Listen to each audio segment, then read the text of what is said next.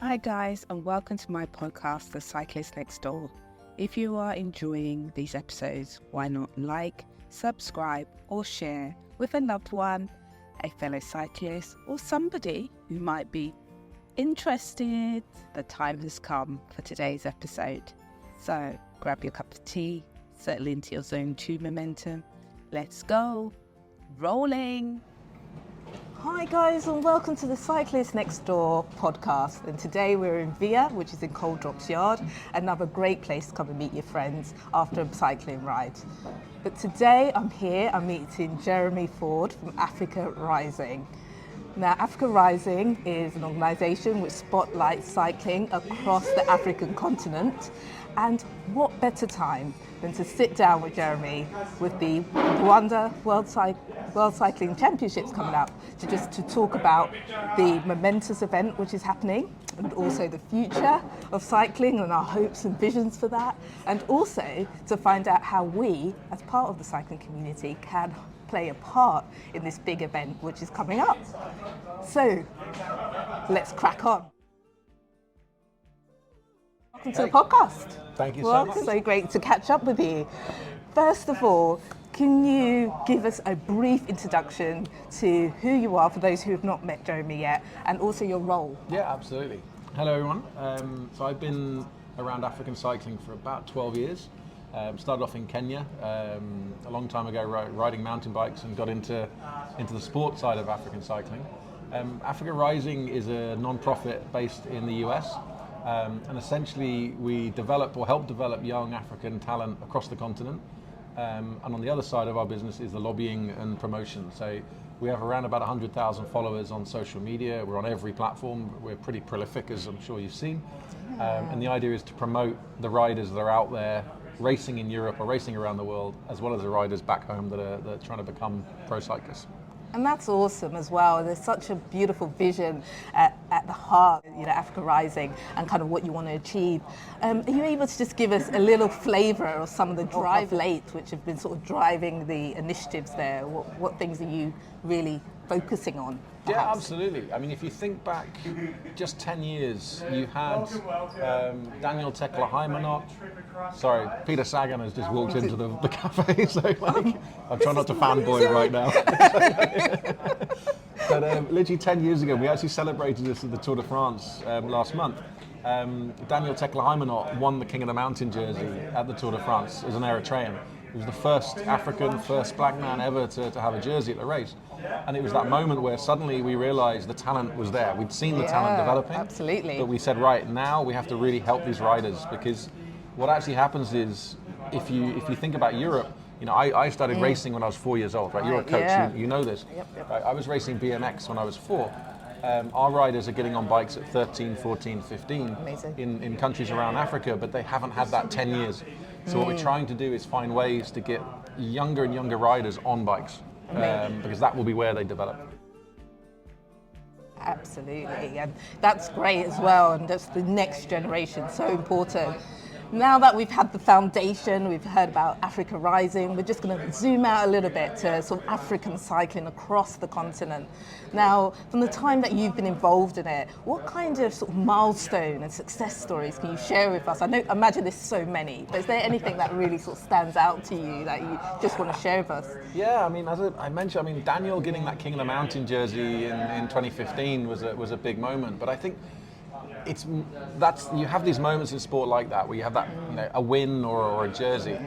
But I think the moment this year, last year actually when Biniam Girmay won the three stages of the Tour de France and obviously had the jersey, there's an image on the Champs-Elysees of Pogacar, Vingegaard, I think, or Remco, and Biniam.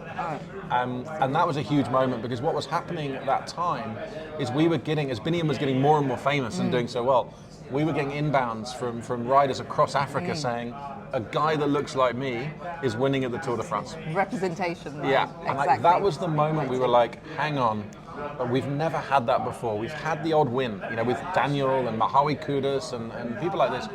But with Biniam winning at the world's biggest bike race, and Biniam, I think himself said on the Champs-Elysees, I've opened the door. And it was such a beautiful moment, because from that moment we saw real momentum. kids in Benin, in Rwanda, Uganda, Algeria, Morocco, and then kids around the world were going, someone who looks like me can win in cycling. And we've seen real growth from that moment. Absolutely, and it was such a beautiful moment. I remember one of his teammates saying, this one's for Africa, being over there. I think people just sort of absolutely love that moment. They could just feel part of it. What makes cycling in Africa so unique from any other part of the world? I think the reality is, I was talking to David Lapatien, the president of UCI at the Tour of Rwanda in February, and I said, you've got to start talking about cycling being Africa's second sport. Because firstly, that gives some context, because soccer's always number one, right? Wherever you go in the world, unfortunately, soccer is always number one. But to say something's number two is like saying gold and silver medal, right? You're close to each other.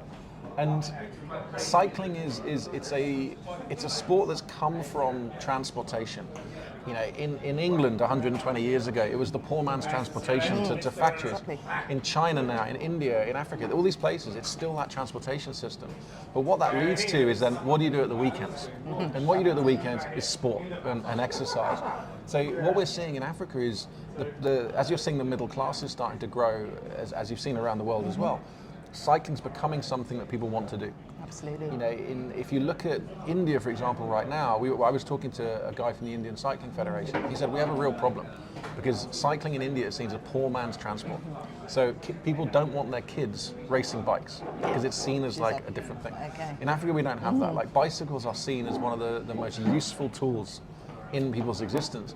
But what's happening on the racing side is you've had either cultural influx from whether it's colonialism, from Belgium or France, UK or Holland. And you look at someone like Eritrea, like, it is their number one sport. Yeah, exactly. They're not very good at soccer. They never win AFCON and things like this. But they love cycling. Yeah. And so you look at that and say, that's what every country needs, is people that, you've got juniors everywhere, you've got U23, you've got the adults. So what we're seeing right across the continent, and to some extent it's probably jealousy as well, in that East Africa's always dominated cycling, with the Eritreans, Ethiopians, Rwandans, Algeria, Morocco in the north, and South Africa in the south. But you're seeing West Africa now, Benin, Ghana, Nigeria, Togo. Like, soccer's always dominating there, but they're seeing Africans do well in cycling. So suddenly the West, in the last 2 years, we've seen massive growth in the West. So as a sport, it's everywhere in Africa. It's just, the challenge for us normally is just getting the equipment, getting the riders to races and things like that. But we're seeing more and more and more interest, especially from ministries of sport, to then fund their cycling federations, which they normally put the money into soccer or something else. Amazing. And it's just been so lovely just to see the growth of cycling in Africa, honestly, and see it go from strength to strength as well. So, obviously, we've got the Rwanda World Championships. It's happening in Rwanda, happening in Kigali, but this is such a momentous event. And can you just break down to us, in just a few words, what this event really means to Africa, not just Rwanda, to Africa as a whole? What makes it so special for us? Someone said to me at the Tour de France, cycling's had world champs for 100 years, and yet it's the first time in Africa. Absolutely. So part of it is a European-dominated sport saying, okay, it's time for Africa. You think about football, when South Africa hosted the Football World Cup, everyone suddenly went, oh, hang on. Yeah. So what we're seeing with Kigali 2025 is exactly the same thing. Federations around the world looking at a part of the planet they've never looked at. Belgium cycling, Dutch cycling, British cycling, Argentinian cycling, Australian cycling. They've never thought about Africa. Suddenly they're like, oh, we can ride. If there's a world champs there, we must be able to ride bikes there. So you're seeing this crazy focus on African cycling at the moment, which is absolutely wonderful. I mean, Rwanda is saying they think they'll have 10,000 tourists come to watch for the week, and fly in. And as we know, when you have a huge sporting event, there's always the legacy of that. Because when this event takes place on the 1st of October, after all the racing is done, the whole world will go, in cycling, will say, oh yeah, Africa has hosted a World Championships. Absolutely. And there's nothing like that. Absolutely. And you mentioned there sort of the legacy as well, and the impact it'll have on the next generation, seeing that happening on African soil. And that is just beautiful. So in terms of the World Championships, obviously the global cycling community, I imagine everybody wants to be there, but not everyone can be. So what can people do, sort of supporters and the global cycling community, what can they do to feel part of this and feel connected to the event when it's happening at the time? Is there anything you'd recommend? I'd start now. I mean, there's an incredible website for the event. I think it's like UCI Kigali 2025. Obviously, Africa Rising is covering it. We started we have a live news feed for the World Champs. We started about 6 months ago where we're covering, I mean, obviously African focus, but riders development, race results, things like that. I noticed on Pro Cycling Stats this morning that the teams are starting to announce their teams, so you can start to see the riders that are going to be there.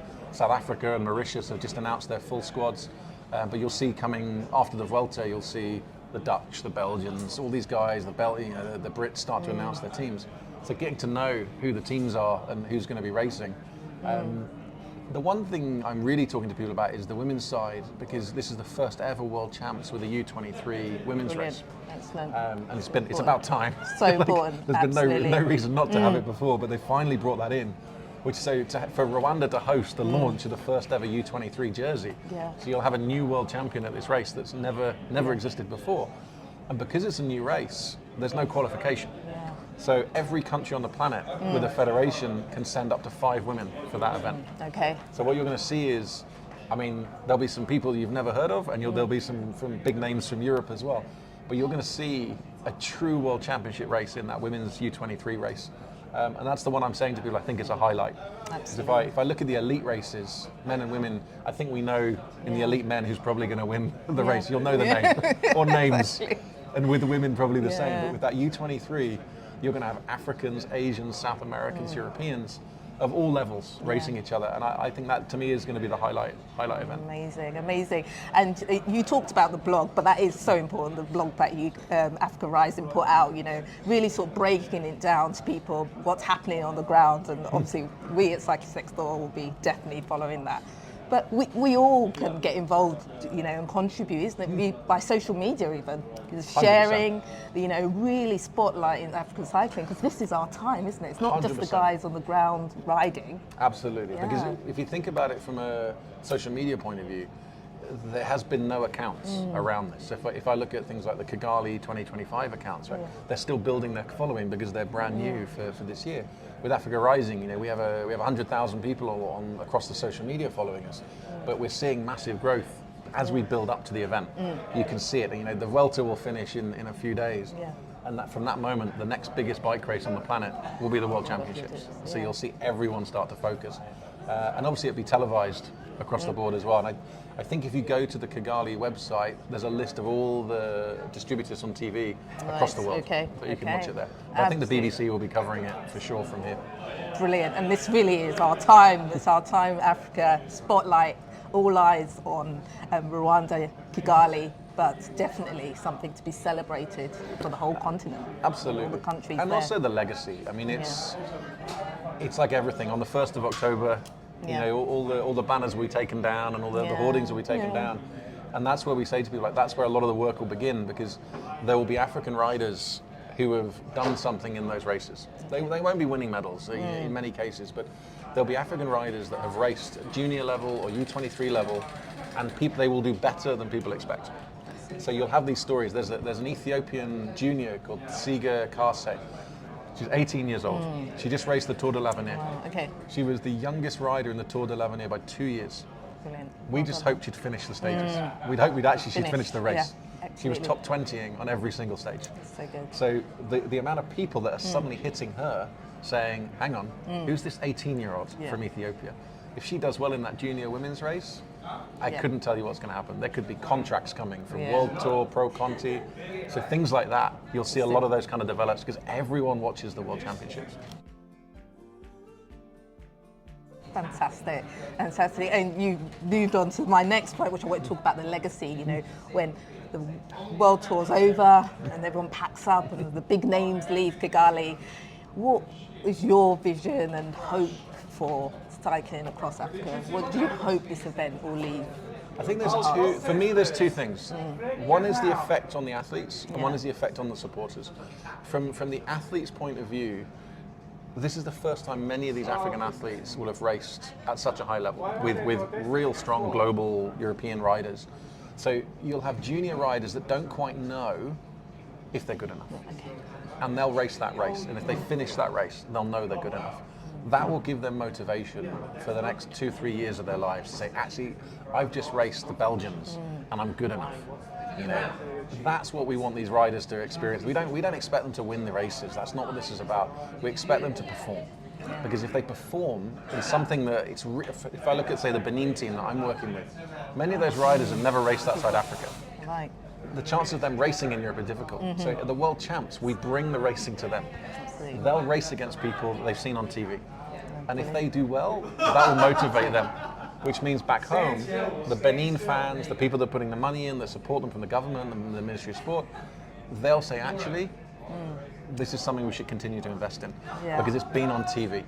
And it's Amazing. rare for those federations to see their riders at such a high level. That's incredible. If you were speaking to a cyclist, a supporter, and you had one message for them about why they should care about this event, which is happening in just a few weeks, what would be your sort of direct message to them, just to close everything off? Why should we care what's happening in Rwanda? I think it's because in 100 years of pro cycling, it's the first time Africa's had its time. So I think everyone I wouldn't say we have a duty to watch it, but just embrace it. You're going to see, if you've never watched Tour of Rwanda, which is sort of the base event for these races, if you've never watched Tour of Rwanda, watch the World Championships, because having been there, I mean, we expect nearly 2 million people to be on the road on the Saturday of the elite women's race, and 2.5 to 3 million on the road on the Sunday, because people have got school and work on Saturdays, right? So Sunday, everyone's off work. There'll be 3 million people on the road. That is estimately 4 times as many people as the Tour de France. Amazing. So if you're watching this thing on TV, you will see something you have never seen before. It is an event on the roads with crazy crowds, and it is unique. And I'd say to everyone, if you can, watch any of the races, because you'll see some of the most incredible crowd scenes in cycling you've ever seen. Amazing. I absolutely love it. Jeremy, thank you so much for joining us on the podcast. I hope we can talk at length later on, because there's so much more to talk about in terms of sort of Africa Rising and the amazing work they do across the continent. But thank you today for your insight and your passion for cycling. And yeah, thank you very much. And I think now we're going to run off and do some of a fan moment, because we have a celebrity in the building. All right, thank you very much, Jeremy. Good to see you. Bye. Hi guys, thank you for joining me on this episode of Cyclist Next Door. I hope you have enjoyed this episode, and if so, please like, subscribe and share. Let's grow this community. And join me back here again as we meet the next Cyclist Next Door, as we unpack the journey of everyday people who have picked up a bike, experienced the joy of cycling, and have been on their own personal adventures. So, until next time, rolling.